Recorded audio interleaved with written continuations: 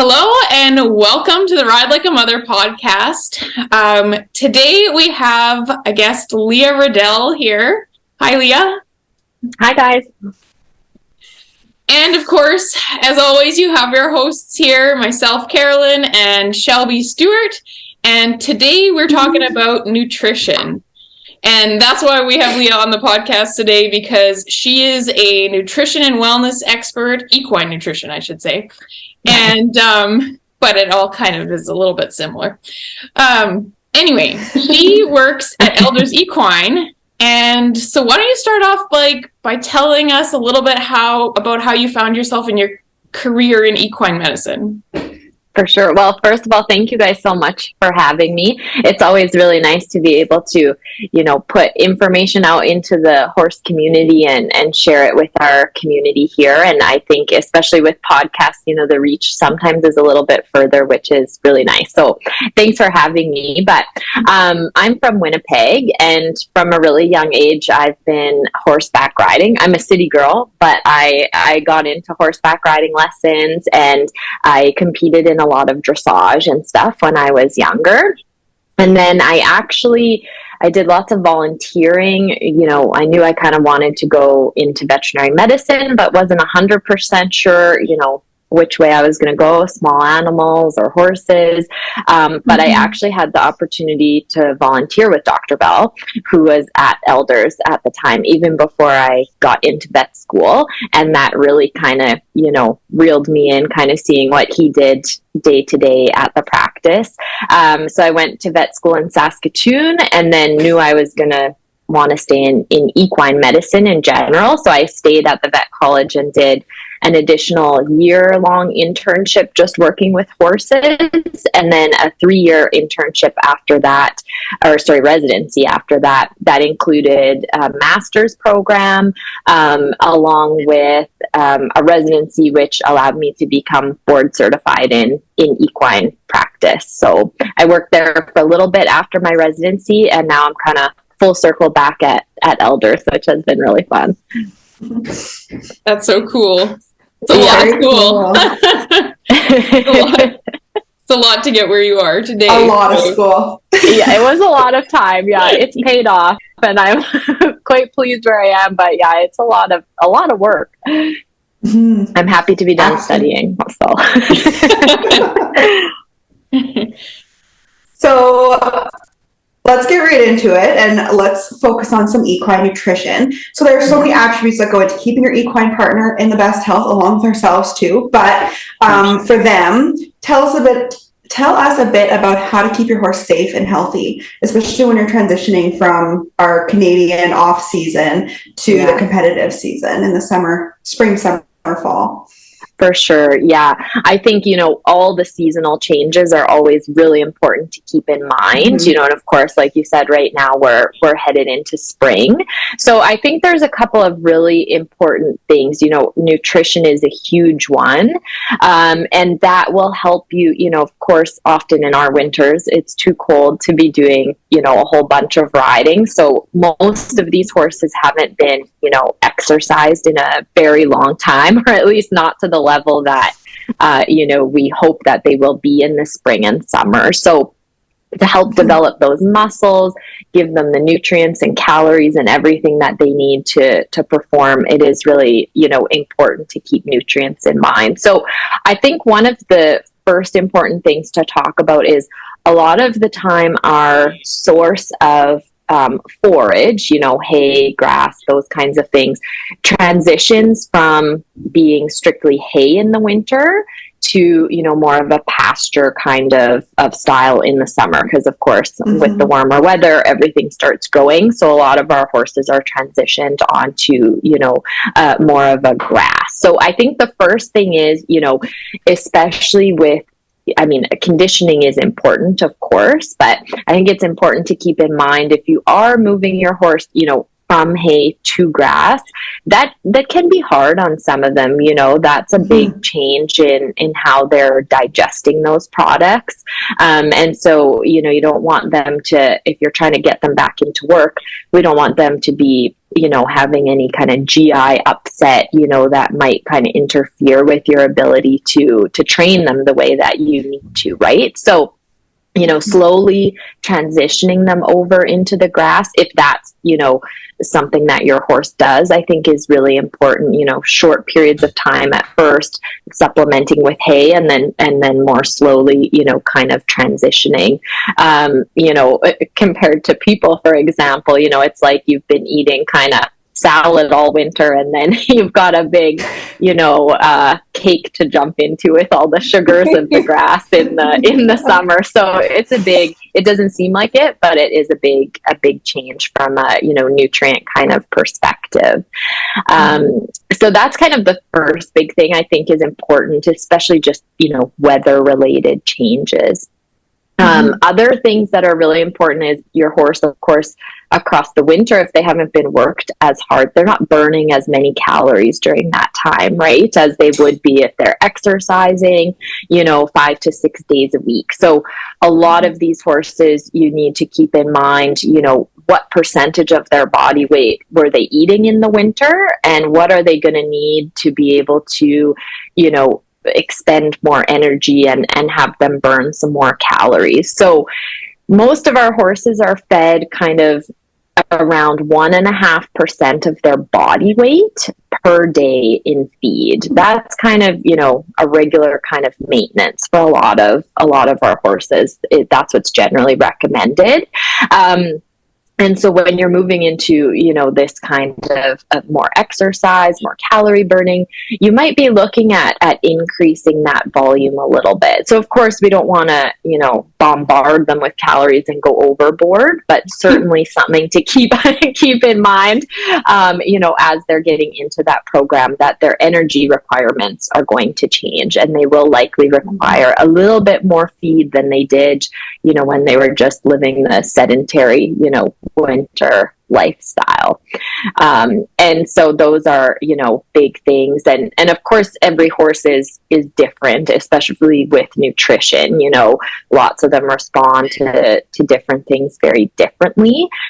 So, everyone's veterinarian is always really happy to chat with them about, calculating what the proper percentage of body weight is for their horse to eat, and, how many pounds a day that basically works out to for their horse, for example. So those are big things to start with. Those kind of are big picture things, right, that everyone can kind of, be cognizant of and keep a close eye on. I think that other things that start coming into play, especially, when we're talking about exercising and those kinds of things, are, sure, we need to have energy, minerals, all those kinds of good things, but we can also use nutrition at this time to help support other parts of the body. So we can use nutritional supplements to help support joints, for example, because those joints, when they're in exercise, are really going to start, taking a lot more pressure on them, so we can use lots of different supplements and those sorts of things to really help support the equine athlete through, the spring and summer months while they're in a little bit more work. Do you guys have any specific kind of supplements that you find people are often curious about? Ooh, that is a very good question. I have lots I can talk about, but all of them. It really, I find it depends. For my area, I think it really depends on what you can get your hands on, because we are in like an area that doesn't have a lot of supplements available, but you have I find Technovet is a huge brand name that you see a lot of, and Buckeye Nutrition as well. But those are things that are near to me. Right, they're more accessible. Yeah, and that is a big problem, because there's a million supplements out there, which I think we'll get into, I'm sure kind of down the road in the podcast here, but there are so many supplements, to think about, and so much on the market. And accessibility can be, a bit problematic for sure. There are certainly, some companies like Platinum Performance, for example, is a company that used to be very kind of strictly out of the States, but they do have now some warehouses in Canada. So for places where you might not be able to, come to a vet clinic, for example, and pick up certain products, a lot of those places are offering, Canadian shipping that you can kind of get direct to your door. So some of those kinds of things might be a little bit more helpful. But on the general kind of side of things, there are tons of, how I was talking about GI upset and, transitioning from the winter hay to the summer grass, for example. So if the horse isn't already on some kind of, GI support, that can be a nice place to start if you're thinking about adding in some kind of supplement for your horse during that season. And most of them are, focused on kind of this pre and probiotic. That's kind of the basis of most of the ones that we commonly use and commonly see people using. And that can really help, regulate their gut, make sure all the good, healthy bacteria are doing what they need to do, in order to process all that forage that the horse is eating. And then same thing with the joints. There's lots of great oral supplements that we can use. There's so much research that has gone into that over the last, 5 to 10 years. And so the products we have available are excellent. And same thing, lots of it, I think, also plays into, well, like you said, accessibility and what you can kind of get your hands on. And then another thing is, how often can you give these products to your horse, right? I think, especially from my perspective in veterinary medicine, we're often prescribing antibiotics, for example, and things like this for other, problems. And, if a horse needs something 2 or 3 times a day, sometimes that's just not possible for people to administer so frequently, right? So I think there are lots of... Yeah, 100%. Yeah, that's right. Exactly. So, there's a huge spectrum of these products, which is really nice. You can go on one end where you need to be giving, types of injections to the horse, on the other end where you simply need to give an oral supplement once a day, and so it's nice to have such a wide spectrum of products available. Yeah. Okay. Yeah. So when you're talking about supplementing and transitioning from winter to spring, how soon before you start working your horse would you recommend adding those supplements in? Because you don't want to just add them the day you start working harder, sure, because then they're not they're not quite on board yet. Yeah, that's a great question. Yeah. So as far as, the GI and joint supplements, I generally like people to be starting these kinds of things, a good 3 to 4 weeks at least before they're expecting to see an effect. Especially, the products that are being ingested, orally. Things that are injected often have a little bit of a more rapid effect, but even some of those require, a good 3-week treatment period before, they're considered to be fully on board. So yeah, absolutely, getting those things started kind of basically a month in advance is a really good idea. Yeah, because like you said, if you just start day one and start exercising, it's not going to be doing much for the horse for a few weeks anyway. So yeah, that's a great point. Yeah, and that totally makes sense, because even if you change feed and you watch to see what your horse looks like, you can only really start to see changes after a month. Like, absolutely. You don't even want to look at them before a month. Otherwise, you're just going to be frustrated. It's hard to see little changes every day too, right?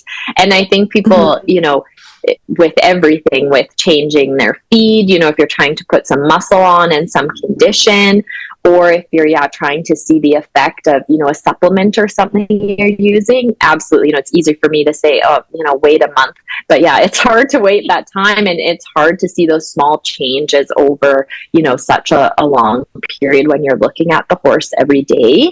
But unfortunately, patience is a requirement with a lot of these products sometimes. Okay, so why don't you tell us a little bit about some of the things that can go wrong when you're not doing proper conditioning or good feed or supplementation, like common diseases and stuff of that nature? For sure. I think one of the basic things to kind of talk about before, we talk about some more disease processes are that, improper conditioning, going too quickly, not having the correct nutrition to build the proper, muscling of your horse and, support their tendons and ligaments. I think the biggest problem is that you can see injury, right? You can see muscle tears, tendon and ligament problems. So I do think that's kind of, a huge thing to keep in mind for all horses. Make sure, like you mentioned, we're starting a month out with all of this, pre-planning and then taking your training, slow. If you've been sitting on the couch all winter and then we're asked to run, 5 kilometers, you wouldn't be feeling so good. And chances are pretty good, your muscles would not perform very well for you in that situation. So I think that's a really big thing to keep in mind. And we can certainly avoid a lot of injuries that way, which can be, your whole season can be lost from something like that, so certainly something to avoid.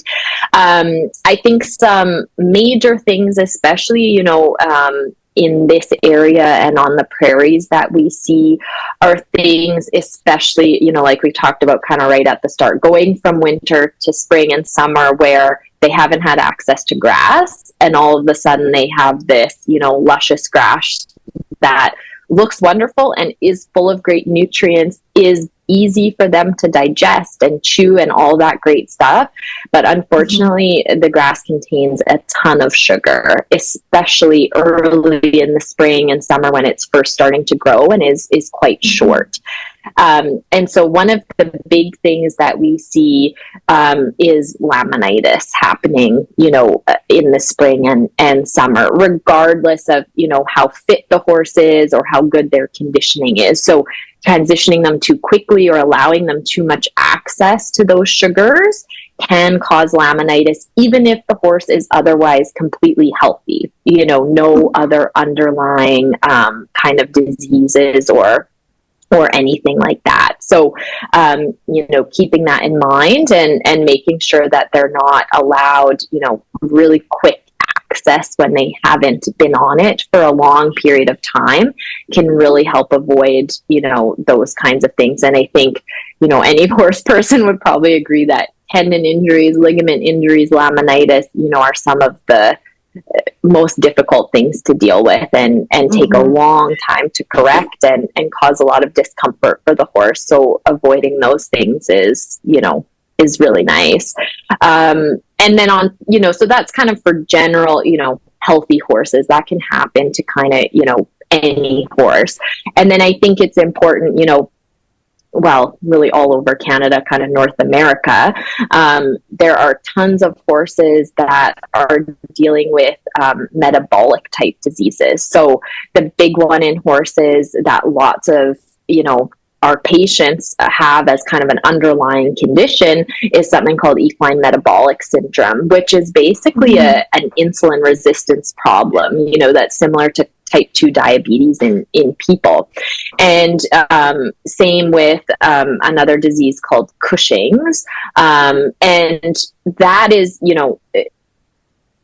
occurs differently from a different reason. The disease process is different. It's a problem with a part of the brain that's, producing hormones incorrectly, basically. But the reason I mention these two particular diseases is because if your horse has this as an underlying condition and you are working to bring them, back into work in the spring and summer, taking note of those types of underlying conditions is really important because that is going to change, how you are providing nutrients and how you're changing their diet compared to, a horse that doesn't have that condition to support their body going into, a heavier exercise program. So where, we like most horses to be getting, more calories, more energy because they're going to be exercising a little bit more. These types of horses with Cushing's or metabolic syndrome, you have to provide those calories in a different way. So the sugars in the grass, sugar is kind of the easy name for it, but it's non-structural carbohydrates are the thing that we're kind of trying to stay away from. So instead of providing, grains, high levels of concentrated feeds like sweet feeds and, oats and things like that you might use, for example, in a racehorse that really needs to increase their energy content. In a horse with, metabolic syndrome or Cushing's, where you're trying to, you need to increase their calories, but be very cautious about their sugars, we look to other products. You may need to increase their fats, for example, or by increasing, their fiber intake as a source of calories instead of sugars. That might be in the form of something like a soaked beet pulp, for example. So knowing your horse and knowing their underlying, medical conditions makes a big difference for how you're going to bring them back into work in the spring and summer as well. Right.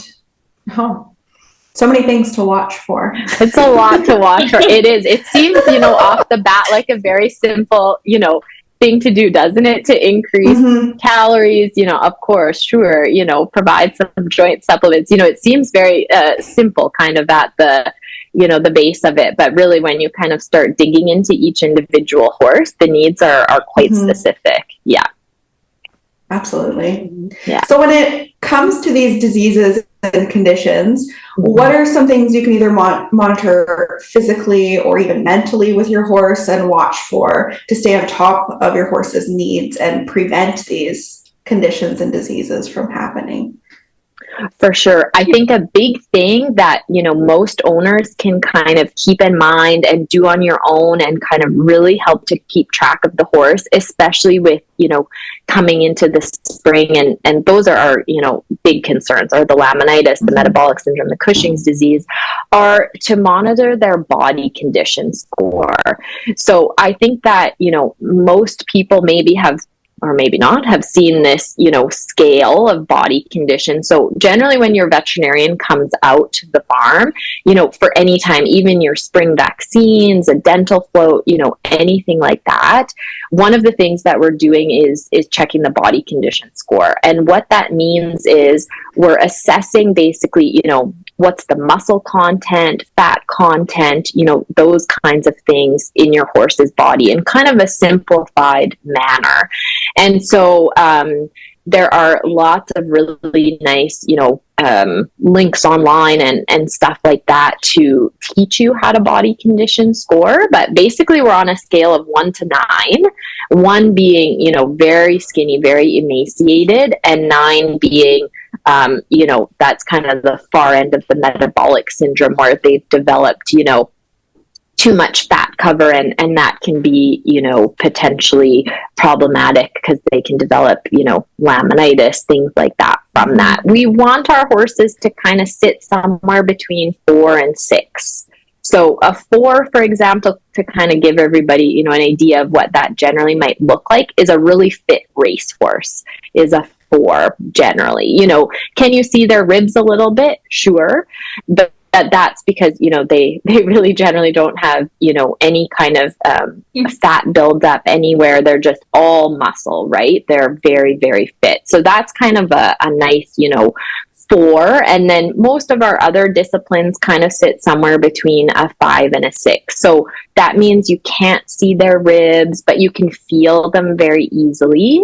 And they don't have any excess, little pockets behind the shoulder or around their tail that would indicate that they're, kind of have too many calories and are developing little, kind of fat pockets in those areas. So I'm laughing. Sorry for interrupting. I'm laughing because I'm thinking of my mini horses, and they get like a puddle in their back. Like they just like collect stuff back there. Oh yes. And I try, but Oh, I know. They're just a whole other beast. They look at a carrot and they develop a fat pocket somewhere. Those guys are tricky. But there you go. You already know on your horse, without using the scale, kind of where they might sit on that. So, that's a really easy thing for people to do, is to keep this kind of scale in mind. And it can work not just for, making sure they don't have a problem, but also making sure, oh, we've been exercising a lot. I can kind of see my horse's ribs a little bit now. Perhaps I need to bump up their, daily intake to help meet those needs, or vice versa. Oh, maybe I've bumped up a little bit too much, for the exercise level, and we need to kind of come back a bit from that. So that's a really, really easy thing to do. And it's very, it's not like you're just kind of looking and humming and hawing about it, right? There are some very specific areas, touching the ribs, these kinds of things that, you can't really fool yourself about, I guess, once you get your hands on the horse. So that's a, easy thing to do. And I think, anything else, you mentioned, their kind of mental state and those kinds of things. Mm-hmm. And riders are, I find, we really rely on them, or I do anyway as a veterinarian. I rely on the owner and rider because they know their horse much, much better, than I do. So, mm-hmm. You guys are able to pick up on little, changes. When I put the saddle on today, they weren't as, happy. Maybe they pin their ears, or, usually the horse loves, gets very excited before a run, for example. And today they were just, not very interested. So any little changes like that are also really important to keep an eye on, especially as all through, we're always doing these things kind of all the time, but especially when you're starting to ask your horse for, a little bit more through the competition season that's coming up. So talking about competition season, say you had like a futurity horse, or maybe you're competing on a senior horse. What are some of the things that you would do differently for a young one versus an old one, or, different style of horses? For sure. Yeah. And I think that's really important. It comes back to what is the horse that you're, feeding? Who is the horse you're feeding, right? Because they're not all the same individual. Mm-hmm. And the age of the horse certainly plays, a pretty large role in that. So the futurity horse, for example, age, especially a young age, is a bit of a concern because, a lot of these futurities do start quite young. So there's kind of a fine line between, we need to be able to provide energy to the young horse without too early in their life giving them too much calories, because, especially, fast growing warm bloods, for example, that can cause a lot of issues with, joint development and things like this, and can lead to, some issues. So we need to, of course, keep their energy levels up as a young horse, but be cautious about, pouring, oats and sweet feeds and stuff to them to keep their energy levels, up, because that can certainly cause some developmental problems. So I think that's, an important thing to, be aware of. Generally, younger horses are a little bit more excitable, I would certainly say. So of course they tend to, burn some more calories than some of the more senior horses. There's sure some 20-year-olds that act like they're 3 years old once they, get someone on their back. So sometimes they burn just as much. But I think for the young horses, that's kind of, the biggest thing. And then I generally find that in older horses, they require a little bit more support compared to a young horse. So young horses, for example, on a really good balanced diet, can develop muscle quite easily in a good training program, compared to maybe your 16, 17-year-old, horse might not be able to come back from the off season quite as easily and as quickly as a younger horse does. So offering them more senior horse, more support, especially in the way of muscle building. So that might look like more protein, for example, not necessarily just more calories, but a very specific type of calories. So a little bit more protein, amino acids, all of those kinds of things really help with muscle building. And we can get protein from lots of different sources. Alfalfa hay, for example, has a lot more protein compared to a grass hay. So you might even simply be able to manipulate, the type of hay you have in a certain circumstance. There are also, of course, tons of supplements for, muscle development and things like that. And I do generally find that a lot of our older competition horses benefit from those types of things. Something like there's lots of spirulina products on the market, right now. They come in lots of different forms. Lots of different companies are using them in their products. And basically, it's just an addition of a lot of really good amino acids to help with muscle cell building. That's kind of, the premise behind all those types of products. And it can be quite impressive, what adding one of those products does, during especially the first kind of month or two of retraining, to really help to, especially those senior horses, to get them, to bulk up a little bit more.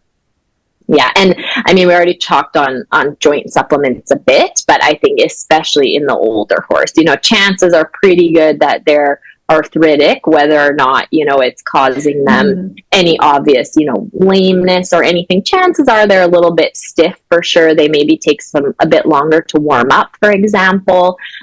So along with building the muscle, I think, keeping those joint supplements we talked about in the back of your mind for an older horse is a really good addition as well.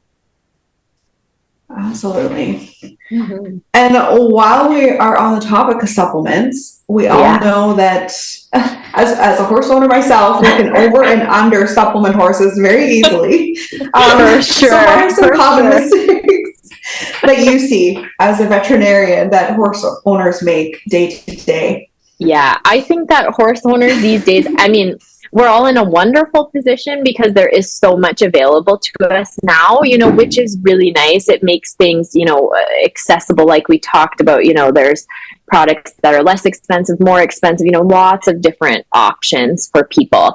But, so that's a wonderful thing, but it's also a tricky thing because I would generally say the biggest thing I see is that people are over supplementing.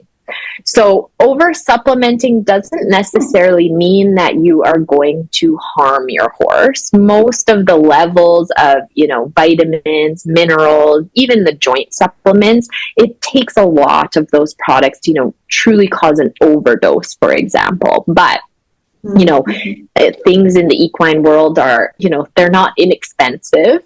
And I think, so if we can, streamline some of the products that are being administered, you could be potentially cutting out hundreds of dollars a month, that you can put towards other things for your horse. Because lots of the different supplements now, especially, kind of these general, wellness supplements, for example, that are, listed as being good for joint health, gut health, all that kind of stuff. They all have so many overlying ingredients. So if you're giving multiple products, when clients ask me, can I use all these together? I say, well, sure you can, but they're all almost the same thing, So I think that is a big thing for people to consider is, really look at what the ingredients are in the products that they're using, the supplements they're using, because I think there's a lot of redundancies, overlap in what's being used. That doesn't mean that one horse doesn't need, 5 to 10 supplements. Some of them do need, a variety of different supplements.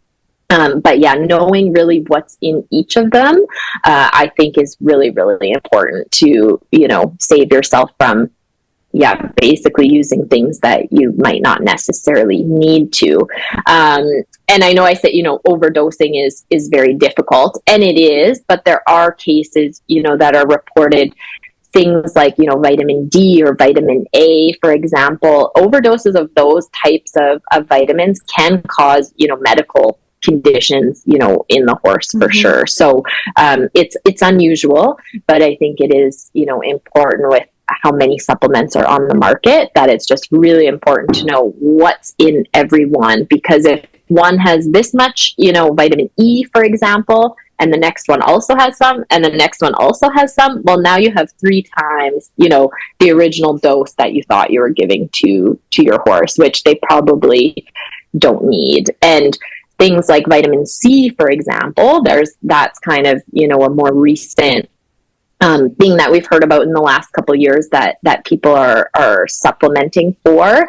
And lots of these things, if you give too much, the horse literally just pees them out and they don't use it. So that's the other thing, right? It might not be harming them, but it's literally, you're putting something in that might just be coming out again and really not having a ton of benefit.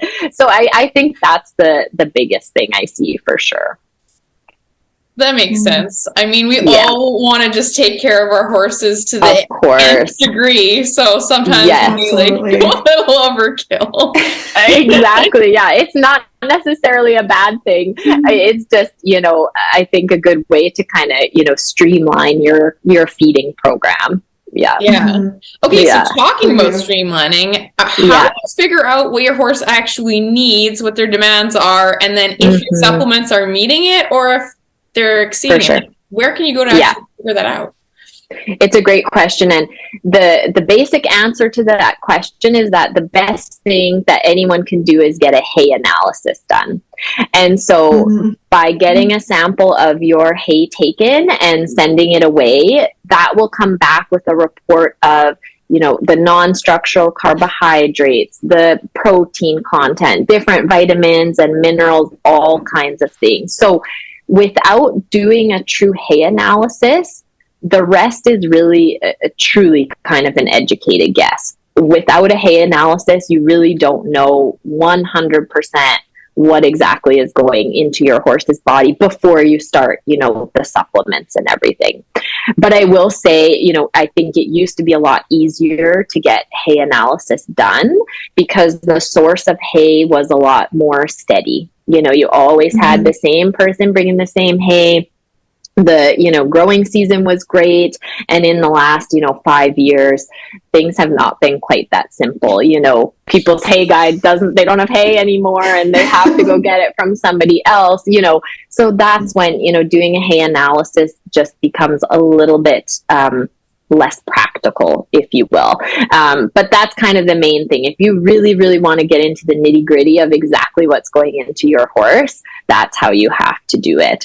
Now, let's just, kind of work off the assumption that every horse is getting, a pretty good quality hay, for example, that's providing them with a good level of protein, non-structural carbohydrates, all that kind of stuff. We'll kind of assume that's all good. Things that every horse really should be, receiving are things like a salt additive. So, I think that we previously used to think, having a salt block out with the horse was good. And that's kind of, all that they need. And some horses that is great. But I think, people should look and see how much does your horse actually use a salt lick, because if there's a big block of salt out with, 20 horses and you only have to change that, once every 6 months, the horses aren't getting, enough salt in their diet. So it's really easy for people to add a little bit of normal table salt to their horse's diet once a day. Anywhere from kind of 1 to 2 tablespoons is a nice addition because our hays don't generally contain a high salt content, and that helps to make sure they get some electrolytes, and it helps to keep them drinking and hydrated, especially in the colder months of the winter here for us. So those are really nice additions for kind of the normal horse. And then I would say from there, it becomes very individualized, so some examples might be, I see the Technovet behind you there. And, that's a good example, is that horses the Galazine. The Galazine,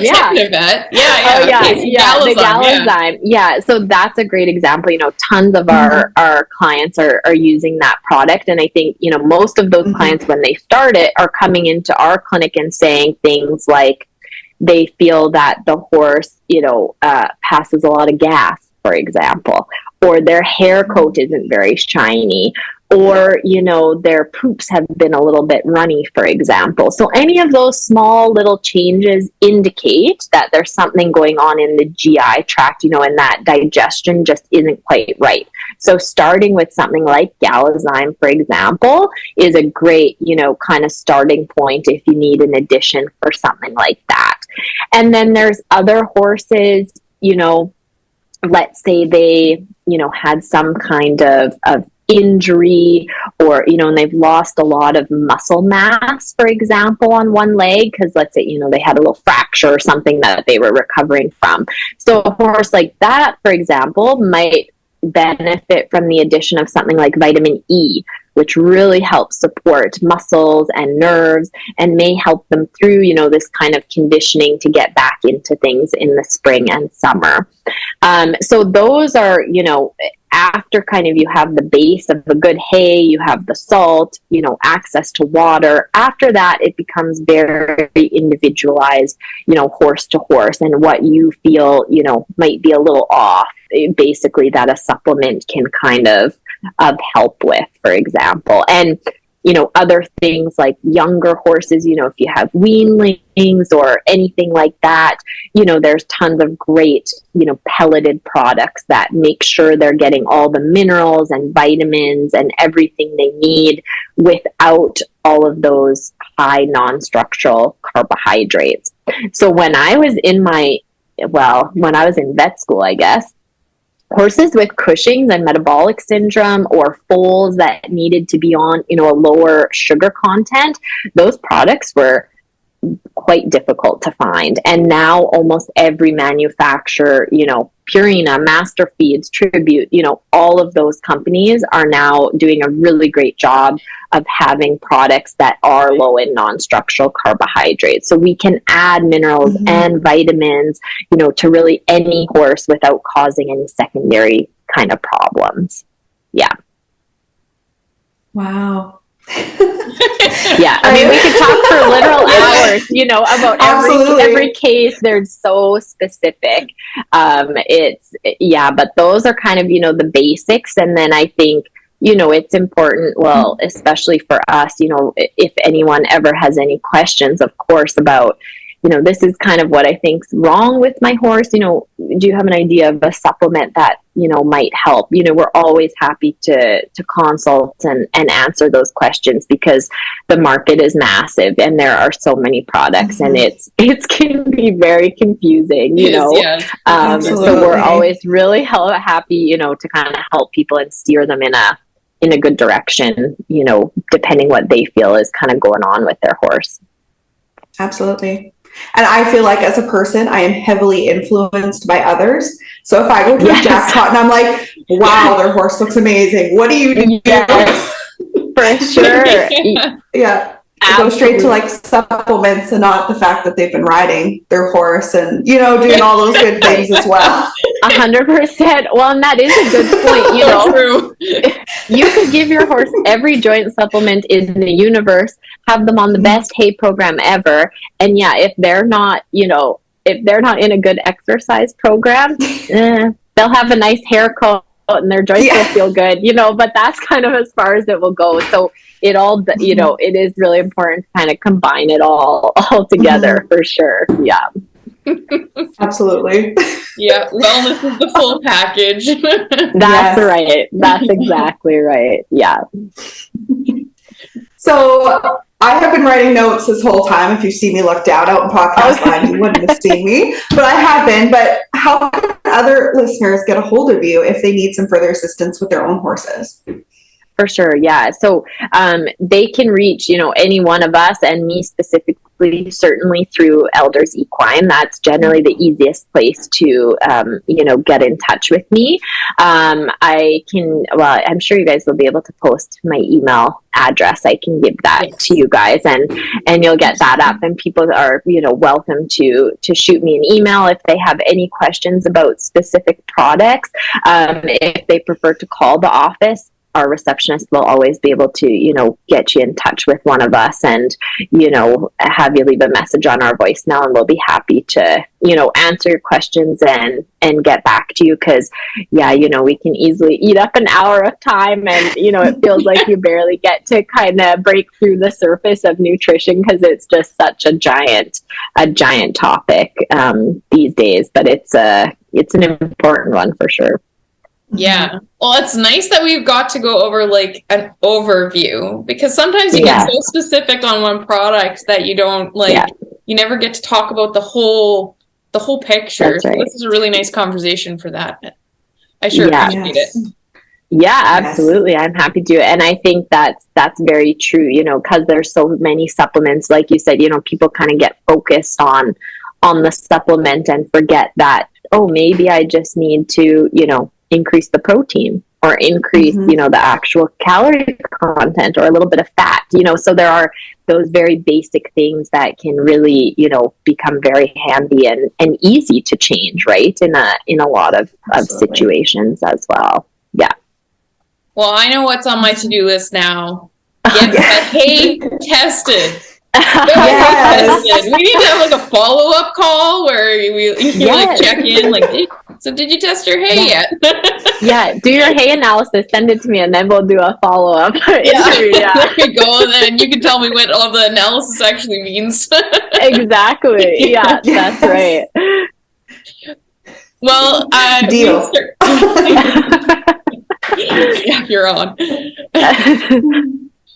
Well, this has been lovely, and thank you so much for joining us today on the podcast, and thank you to all our listeners that are tuning in, and I'm sure you will get a lot of good, valuable information out of this one. So, thank you so much.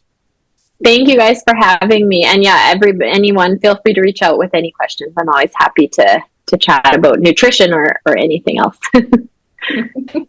Absolutely. Thanks, Lea. Thanks a lot, guys.